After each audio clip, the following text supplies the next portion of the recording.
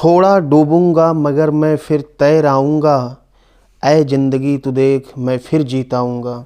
जय हिंद साथियों, एक बार पुनः आपका एसएससी जीडी के प्रलय सीरीज में धुआंधार तरीके से स्वागत है। आज हिंदी का मॉक नंबर 6 है। जिन 20 प्रश्नों को लोग घंटों में सॉल्व कराते हैं उसे हम मात्र 10 मिनट में सॉल्व कराते हैं। ये है हमारी क्वालिटी। तो चलिए बिना देर किए हुए एक ज़बरदस्त सेशन की शुरुआत करते हैं। पहले प्रश्न की बात करेंगे। देखिए यहाँ पर बात करें सबसे पहले प्रश्न की, तो लोकोक्ति दिया गया है, इसका आपको अर्थ बताना है। तो देखिए पहला है चेहरे पर हवाई या उड़ना। इस मुहावरे का सही अर्थ होगा डर से घबराना। ठीक है, अगर इसका वाक्य में प्रयोग करें तो हम कहेंगे कि शेर को सामने देखते ही रमेश के चेहरे की हवाइयाँ उड़ गई, अर्थात डर से घबरा गया। क्लियर है। चलिए यहाँ पर कुरूप का मतलब होता है जो दिखने में अच्छा ना लगे। ठीक, आगे बात कर लेते हैं। तू तू मैं होना। तू तू मैं होना लोकोक्ति का यहाँ पर अर्थ पूछा गया है। तो देखिए इसका जो सही आंसर होगा वो डी होगा, अर्थात किसी से झगड़ा या विवाद होना। तू तू मैं होना का मतलब झगड़ा या विवाद होना। अगला यहाँ पर शुद्ध वाक्य आपको बताना है। 4 वाक्य दिया है, तो सीधे हम आते हैं, आप ये ध्यान से पढ़ेंगे तो यहाँ पर जो शुद्ध वाक्य होगा ये आपका चौथा होगा। यहाँ पर ये होगा कि परिवर्तन का अर्थ यह कदापि नहीं कि अतीत की सर्वथा उपेक्षा की जाए। सही आंसर आपका डी होगा। ठीक है, बाकी और आपको कहीं न कहीं कुछ न कुछ गलतियाँ मिलेंगी। तो हमेशा सबसे पहले कोशिश क्या करें, सही लिखने की कोशिश करें। ठीक है, चलिए अगला दिया गया है, फिर से वाक्य को यहाँ पर शुद्ध करना है। अब यहाँ पर जानते हैं पहले क्रिया नहीं आती है, जानते हैं पहले क्रिया नहीं आती है। क्लियर है। आगे यहाँ पर दिया गया है, बात करें तो इस बात को जानते हैं कि किसी को कि 2 बार की नहीं आएगा। सही आंसर यहाँ पर डी होगा।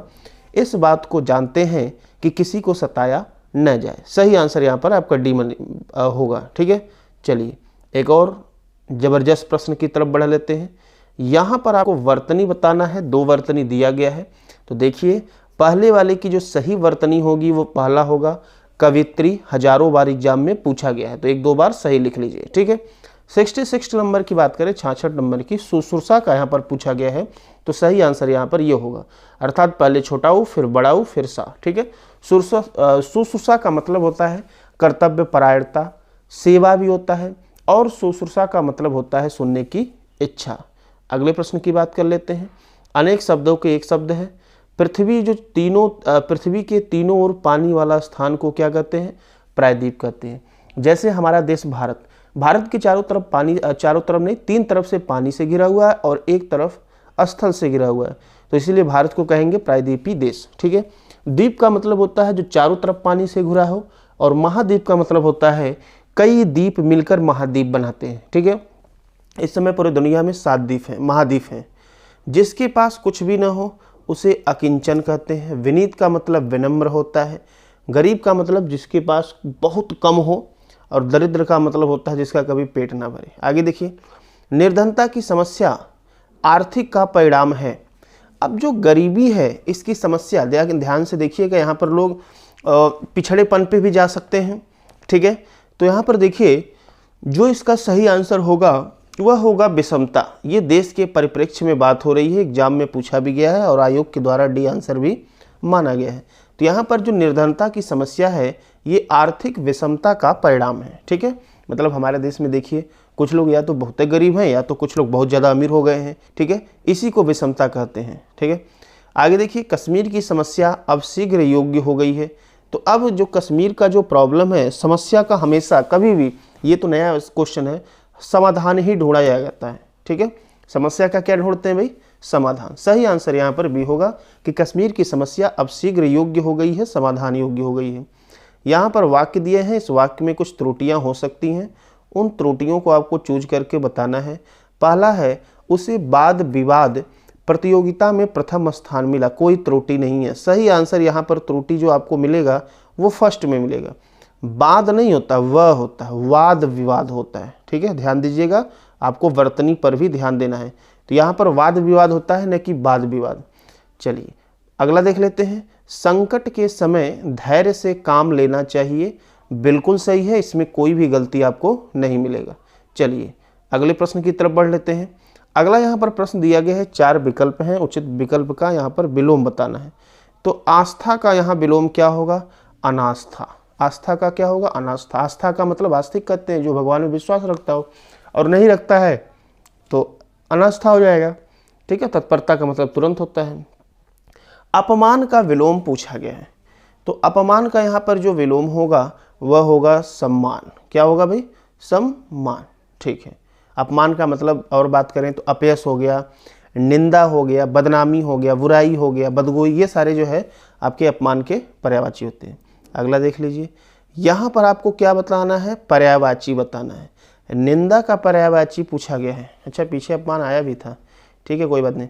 अगला, निंदा का पर्यायवाची अगर हम बात करें तो इसका सही आंसर डी होगा, अपयश कहेंगे। ठीक है, अपयश कहते हैं, बदनाम, बुराई, ये सारे कहते हैं। ठीक, वास्तविक रियल होता है प्राकृतिक, आप लोग जानते हैं। तरड़ी दिया दे, ध्यान से सुनिएगा, तरड़ी को लेकर एग्जाम में बहुत बार पूछा जाता है। ये जो तरड़ी लिखा गया है ना, इसका मतलब होता है नाव। ठीक, एक होता है तरड़ी, तरड़ी, ठीक है, तरड़ी, ड़ पे छोटी की मात्रा। तो ये जो तरड़ी लिखा गया, हमने लिखा है, इसका मतलब होता है सूर्य। क्या होता है भाई? सूर्य। और एक होता है आपका तरुड़ी होता है, तो तरुड़ी का मतलब होता है युवती। इन तीनों शब्दों को एक बार लिख के ध्यान से समझ लीजिएगा, तरुड़ी का मतलब युवती होता है। अगला प्रश्न, द्वेष का समानार्थी यहाँ पर बताना है।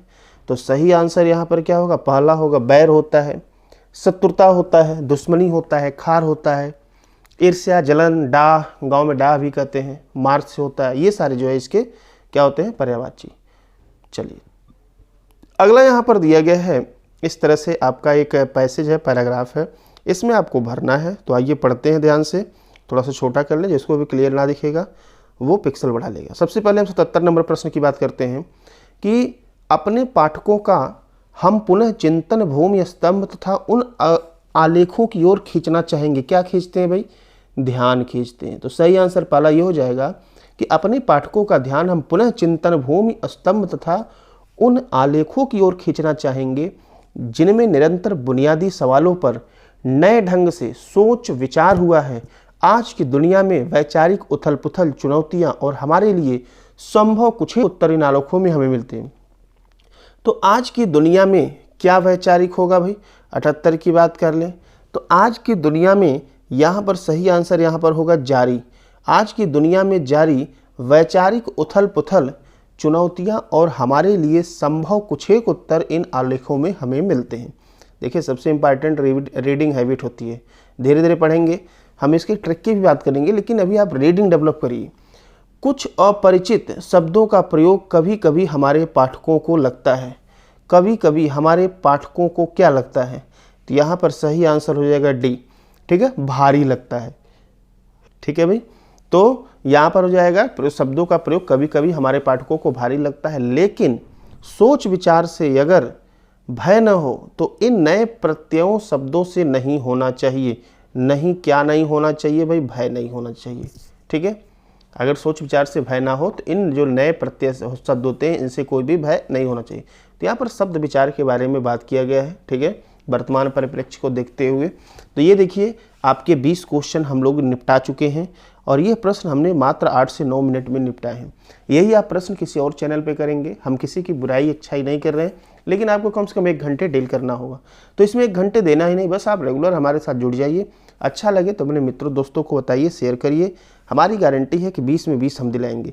1-2 दिन से वीडियो नहीं पड़ रहा था, लेकिन अब आज से रेगुलर आपका हर टॉपिक का वीडियो पड़ेगा। ठीक है, मिलते हैं अगले वीडियो में, तब तक के लिए धन्यवाद।